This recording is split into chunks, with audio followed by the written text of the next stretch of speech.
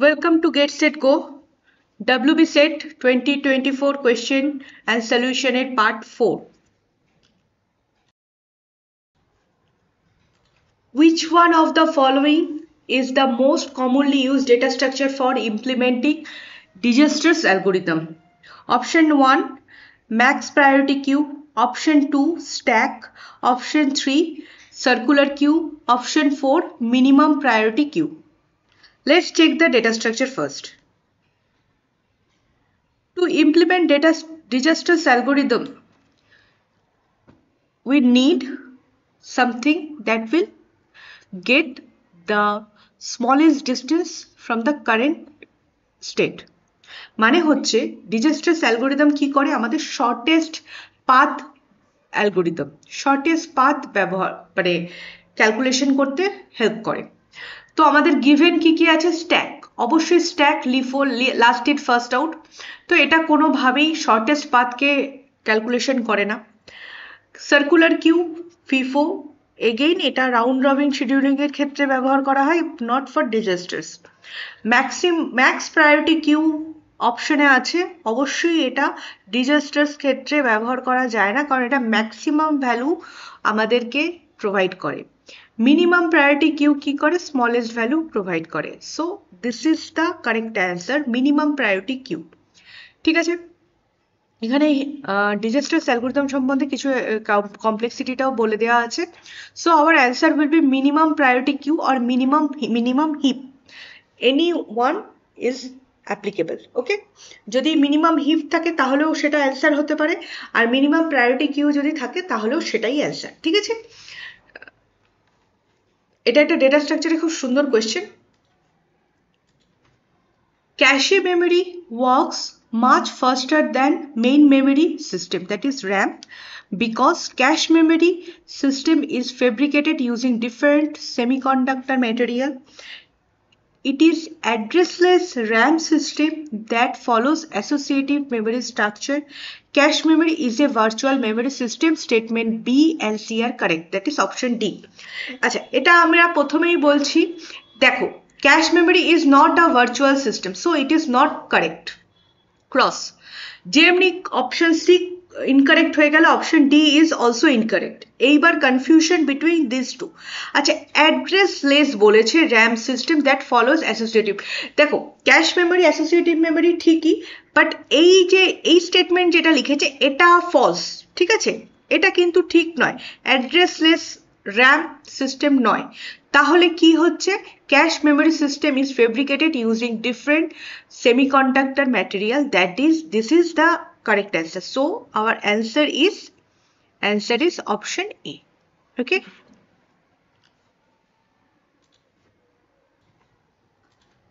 এটা একটা অটোমাটার question. which of the following statement is false? Every regular grammar is linear. Option B, pumping lemma can prove that any finite language is regular. Option C, a linear grammar can have at most one non-terminal at the right-hand side of the production. Option D, a language with finite number of string can be regular. আচ্ছা, কি বার করতে বলেছে, which one is the false? আমরা একটা একটা করে অপশনগুলো check করি ফার্স্টে। ঠিক আছে, কোনটা ফলস? আচ্ছা, every regular grammar is a linear grammar. অবশ্যই তাই, any linear grammar, either left linear or right linear, both are linear grammar and it is a regular grammar. ঠিক আছে, অপশন সি তে আসি, a linear grammar can have at most, মানে সব থেকে বেশি একটা নন টার্মিনাল থাকবে রাইট হ্যান্ড সাইডে। অবশ্যই তাই, এটা ডেফিনেশন অফ লিনিয়ার গ্রামারের আছে। a language with finite number of string can be regular. অবশ্যই ফাইনাইট মানে হচ্ছে কাউন্টেবল, কাউন্টেবল মানে আমরা জানি সেটা রেগুলার হবে। ঠিক আছে, তাহলে অপশন বি আসি, pumping lemma can prove that any finite language is regular. এখানে একটা মজার গল্প হচ্ছে, পাম্পিং লেমা কিন্তু রেগুলার কোনো ল্যাঙ্গুয়েজ কিনা সেটা বলে না, ও কি বলে, ও কোনো একটা ল্যাঙ্গুয়েজ নট রেগুলার কিনা সেটা বলে। তাহলে কি বলছে, Pumping lemma is used to show a language is not regular by providing violating the lemma. মানে যখনই ওটাকে ভায়োলেট করছে তখন ও বলছে ওটা not regular.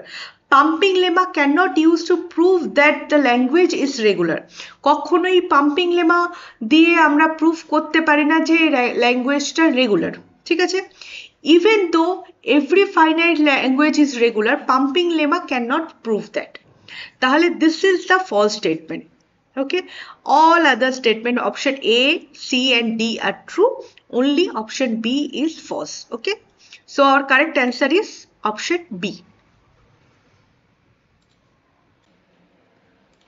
Next, computer graphics question. Okay, which of the following statement is or are true? Two successive translations are additive, two successive rotations are additive, two successive scaling and scalings are multiplicative. Option D, statement A and C. Okay, আমরা এক এক করে পয়েন্টগুলো check করি কোনটা কি।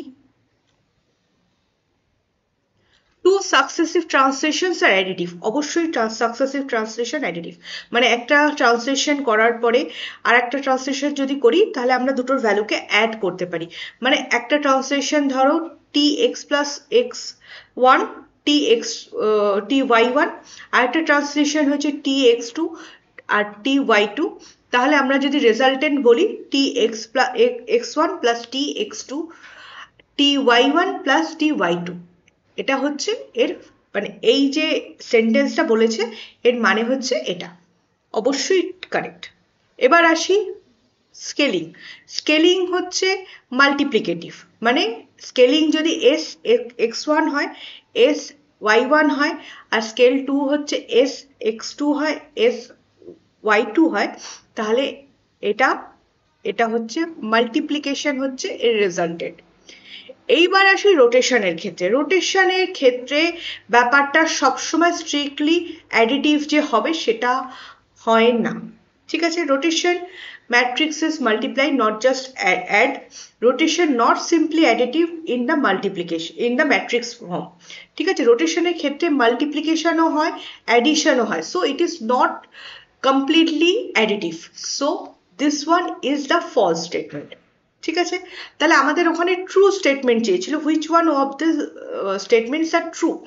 অবশ্যই এটাও ট্রু এটাও ট্রু, তাহলে আমাদের option D is the correct answer. Statement A and C both are true. Okay,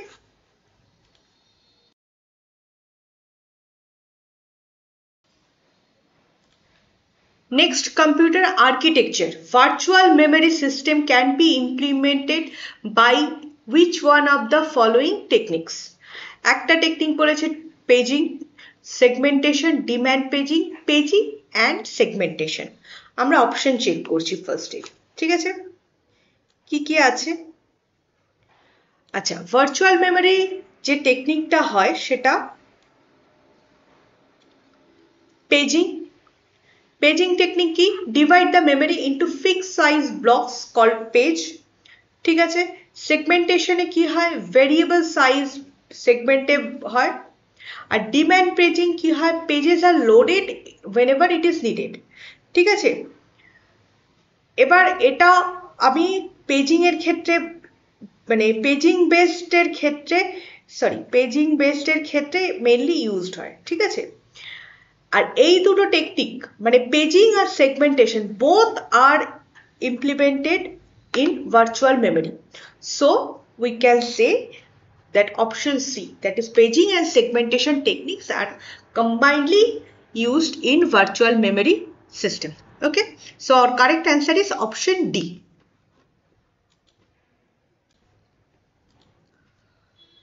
The expression for absorption law is given by A plus AB equals to A plus AB equals to B, AB plus A bar equals to A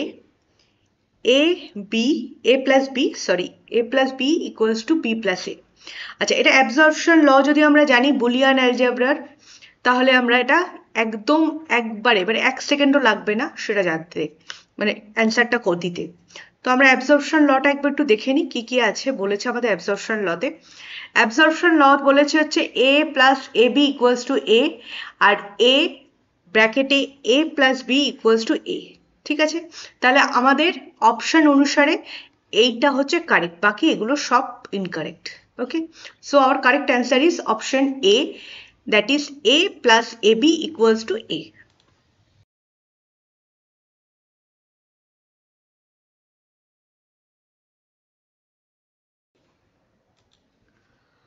Which one of the following is true of an object-oriented design solution using deep inheritance hierarchy? Option A, it is a sign of good design as it increase reuse. ঠিক আছে?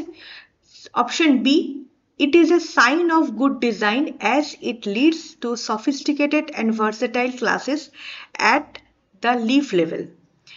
Option C, it is a sign of good design as it increases polymorphic bindings. Option D, it is a sign of bad design at its break encapsulation. আচ্ছা, deep hierarchy, inheritance hierarchy, এটা আগে কি জানি আমরা? ঠিক আছে, let's check the answers. Deep inheritance hierarchy, many levels of parent-child classes is generally considered a bad design in object-oriented programming because it increases complexity, it becomes hard to maintain, it causes fragile base class problem, it often breaks encapsulation because child classes become too dependent on class internals. তাহলে আমাদের যে এটা যদি আমরা এই জিনিসটা জানতে পারি, ডিপ ইনহেরিটেন্স হায়ারার্কি জানি, if we know this terminology, it is can be answer in very short time. ঠিক আছে, তাহলে এটা গুড ডিজাইন অবশ্যই নয়, গুড ডিজাইন নয়, গুড ডিজাইন নয়, প্রথমেই এটা bad design, so it is option D is our correct answer. ঠিক আছে,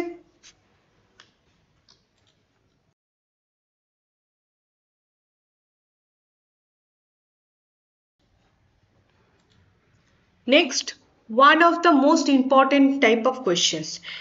In a page memory, the page hit ratio is 0.35. The time required to access a page in the secondary storage is equal to 100 nanosecond. The time required to access page in primary memory is 10 nanosecond. The average time required to access a page. এখানে কয়েকটা option দেওয়া আছে, এই নিউমেরিক্যালটা আমাদের solve করতে হবে। এটা একটা সিম্পল স্ট্রেট ফরওয়ার্ড নিউমেরিক্যাল মানে ফর্মুলাতে ফেলে আমরা এটাকে সলভ করতে পারি। কি বলেছে? To solve this, we need effective access time. We need to calculate this one. Effective access time কি বলেছে? EAT, hit H multiply T primary, 1 minus H prime multiply T secondary. আচ্ছা, H হচ্ছে hit ratio, আমরা সবাই জানি hit ratio. এখানে hit ratio কত বলেছে? 0.35। আচ্ছা, 1 মাইনাস এইচ হচ্ছে মিস রেশিও, যেটা হচ্ছে 1 মাইনাস 0.35, দ্যাট ইজ 0.65। ঠিক আছে, তাহলে আমরা কি কি পেলাম? হিট রেশিও পেয়ে গেছি, মিস রেশিও পেয়ে গেছি, প্রাইমারি মেমোরিতে অ্যাক্সেস টাইম হচ্ছে 10 ন্যানোসেকেন্ড, সেকেন্ডারি মেমোরিতে অ্যাক্সেস টাইম হচ্ছে 100 ন্যানোসেকেন্ড। আচ্ছা, তাহলে আমার এইখানে ফর্মুলাতে যদি আমি ফেলি, h is equal to 0.35 multiply by 10 is equal to 3.5 nanosecond. মিসের জন্য 0.65 into 100 is equal to 65 nanosecond. তাহলে EAT আমার দাঁড়াচ্ছে হচ্ছে 3.5 plus 65 is equal to 68.5 nanosecond. So our correct answer is option C, that is 68.5 nanosecond. Okay.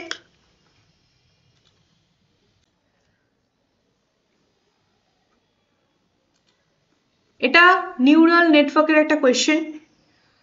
A multi-layer feed-forward network has 5 input units, 1 hidden layer with 4 units, and 3 output units. How many weight does this network have? এই ধরনের প্যাটার্নের question এখন নতুন add হয়েছে। ঠিক আছে, একটুখানি দেখো কিভাবে ক্যালকুলেশনটা হয়। আচ্ছা, টোটাল ওয়েট কাউন্ট করতে বলেছে আমাদেরকে। টোটাল ওয়েট কাউন্ট করার জন্য ফার্স্টে আমাদের কি করতে হবে, ইনপুট লেয়ার থেকে হিডেন লেয়ার, একটা ইনপুট লেয়ার থাকে, মাঝখানে হিডেন লেয়ার থাকে, এখানে আউটপুট থাকে। এটা ইনপুট, এখানে ইনপুট যায়, মাঝখানে হিডেন গুলো কানেক্টেড থাকে, এখানে আউটপুট শো করা হয়। ইনপুট, এটা হিডেন, এখানে আউটপুট, ঠিক আছে। এবার input, number of input unit হচ্ছে 5, নাম্বার অফ হিডেন ইউনিট হচ্ছে 4। যদি আমরা মানে এই এই পোর্শনটার ইনপুট আর হিডেনের পোর্শনের ওয়েট ক্যালকুলেট করতে চাই, তাহলে এটা হচ্ছে 5 মাল্টিপ্লাই 4। কেন 5 মাল্টিপ্লাই 4 কেন? এই ইনপুটের 5টা যে ইউনিট আছে সেই ইউনিট সবকটাই হিডেনের 4টি ইউনিটের সাথে কানেক্টেড থাকবে, সেই জন্য টোটাল ওয়েট দাঁড়াবে 5 × 4। ঠিক আছে, এটুকু বোঝানো গেছে। মানে এখানে 5টা 1 2 3 4 5 থাকবে, এখানে আছে হচ্ছে 1 2 3 4, আর এখানে আছে হচ্ছে এখানে হচ্ছে আউটপুটে আছে 1 2 3। তাহলে এইখানে এই যে এইটার সাথে এইভাবে সবকটা কানেক্টেড, ঠিক আছে, এইভাবে সবকটা কানেক্টেড, প্রত্যেকটা লেয়ারের মানে ইউনিটের সাথে প্রত্যেকটা লেয়ার ইউনিট কানেক্টেড। তাহলে টোটাল ইউনিট যে দাঁড়াচ্ছে সেটা এইখানে 20 আসছে, ঠিক আছে। এইবার পরের স্টেপ, হিডেন থেকে, যেহেতু একটাই হিডেন আছে তাই জন্য আমরা সোজা হিডেন থেকে আউটপুটে চলে যাচ্ছি। যদি আমাদের আর একটা হিডেন থাকতো তাহলে আমরা হিডেন টু হিডেন ক্যালকুলেশন করতাম আর একটা, ঠিক আছে। হিডেন থেকে আউটপুটে গেলে হচ্ছে এখান থেকে 4টে আছে, 4টে থেকে এই ইউনিট থেকে প্রথমে এই 3টেতে যাবে, এই ইউনিট থেকে প্রথমে এই 3টেতে যাবে, এই ইউনিট থেকেও এই 3টেতে যাবে। আমি যদি কালার চেঞ্জ করতাম আরো ভালো বুঝতে পারতে তোমরা, এইটাতে যাবে। তাহলে এইখানে টোটাল কত হচ্ছে, 4 × 3 দ্যাট ইজ 12, ঠিক আছে। তাহলে টোটাল যদি করি আমি 32, 20, এখানে 20, এখানে 12 = 32। Total 30 weight will be 32। আশা করি এটা বোঝাতে পেরেছি। If you have any confusion, যদি কোনো কনফিউশন থাকে, কোনো ডাউট থাকে, একবার কমেন্ট বক্সে কমেন্ট করো, I will try to resolve that one. Next, graph থিওরির একটা কোয়েশ্চেন দেওয়া হয়েছে। কি বলেছে, consider a graph M with 3 vertices, ঠিক আছে, its adjacency matrix is shown below, which one of the following is true. ঠিক আছে, কিছু কিছু স্টেটমেন্ট দিয়েছে। Graph M has no minimum spanning tree, graph M has a unique minimum spanning tree of cost 2. Graph M has 3 distinct minimum spanning tree, each cost 2. Graph M has 3 spanning trees of different cost. Okay, let's check. আচ্ছা, অ্যাডজেসেন্সি matrix যেটা দিয়েছে সেই matrix থেকে আমরা কি জানতে পারি আগে সেটা দেখি, ঠিক আছে। জাস্ট আ সেকেন্ড। ওকে, কি কি জানা যাচ্ছে, এর ডায়াগোনালটা 0, তার মানে কোনো সেলফ লুপ নেই, ঠিক আছে। আর এটা একটা কমপ্লিট গ্রাফ, যেহেতু সবগুলো বাদবাকি সব জায়গায় 1 আছে, তাহলে আমরা ভার্টিস যদি ধরি v1 v2 v3, তাহলে এটা একটা কমপ্লিট গ্রাফ k3, ঠিক আছে। এটুকু অবধি বোঝা গেছে। এবার k3-তে কি কি এজ আছে, 3টে এজ আছে, এরকম একটা গ্রাফ v1 v2 v3, কি কি এজ আছে, একটা আছে e1, সাপোজ এখানে আমি লিখেছি e1 = v1 v2, এটা হচ্ছে e1, v2 v3, v1 v3, v1 v3 হচ্ছে e2, আর v2 v3 হচ্ছে e3, ঠিক আছে। যেহেতু নো সাইকেল তাহলে কোনো প্রবলেম নেই আমার এখানে, ঠিক আছে। এবার স্প্যানিং ট্রি বানাতে গেলে আমরা কি করব, স্প্যানিং ট্রি বানাতে গেলে আমরা এই যে সাইকেলটা এর ভেতরে যে কানেক্টেড আছে এটাকে আমরা বাদ দেবো, ঠিক আছে। কিভাবে বাদ দেবো, একটা আমরা বাদ দিতে পারি, এই এজটাকে বাদ দিতে পারি, তাহলে আমার হচ্ছে v1 v2 v3, তাহলে v1 v2 আর v1 v3, না এটা অপশন না, এটা এই অপশনটা আছে। আচ্ছা, আমরা প্রথমে বাদ দিলাম হচ্ছে, আচ্ছা v1 v2, মানে এই অপশনটা চেক করো, v1 v2 আর v2 v3, এটা হচ্ছে আমাদের প্রথম কানেক্ট হলো, মানে এইটা যদি আমি কানেক্ট করি, এই e2 বাদ দিলে হচ্ছে এই দুটো, মানে এই দুটো হচ্ছে, ঠিক আছে। এইবার আমি যদি E1 বাদ দিই তাহলে আমার এইটা আসছে V1 V3 আর V2 V3, ঠিক আছে, বোঝানো গেছে। এবার যদি আমি E3 বাদ দিই তাহলে এটা আসছে V1 V2 V1 V3, ঠিক আছে। এইভাবে আমরা যদি তাহলে কটা স্প্যানিং ট্রি পাচ্ছি আমরা নাম্বার অফ স্প্যানিং ট্রি 3টে পাচ্ছি। এবার দেখো এটা ক্লিয়ার একটা ফর্মুলা আছে লেভেল ট্রি এর ক্ষেত্রে এখানে এসে আছে n to the power 2 n to the power n minus 2 n to the power n minus 2, that is the formula। এখানে যদি আমি বলি তাহলে n এর ভ্যালু হচ্ছে কত, 3, তাহলে 3 to the power n মানে হচ্ছে 3 minus 2, that is 3 to the power 1, তার মানে total number of spanning tree is equal to 3। আচ্ছা, এইবার কস্ট গুলো বলি। কস্ট কত, যদি আমি এইটাকে E2 কে বাদ দিই এটার কস্ট হচ্ছে 2, E1 কে বাদ দিলে কস্ট হচ্ছে 2, E3 কে বাদ দিলেও কস্ট হচ্ছে 2। তাহলে এবার স্টেটমেন্টে আসি। স্টেটমেন্ট কি বলেছে, graph M has no spanning tree, অবশ্যই না, স্প্যানিং ট্রি আছে, আমরা দেখেছি। Graph M has unique minimum spanning tree of cost, না ইউনিক নয়, কখনো ইউনিক নয়। Graph M has 3 distinct minimum spanning tree, each cost 2. Yes, this is the correct answer. Graph M has 3 spanning tree of different cost. না, সবকটার কস্টই 2, সুতরাং এটাও cross. So our correct answer is graph M has 3 distinct spanning trees, each cost 2. Okay? আশা করি clear হয়ে গেছে ব্যাপারটা কি হচ্ছে। If you like our video, please like it and subscribe our channel and share it with your friends so that they can also be beneficial. Thank you.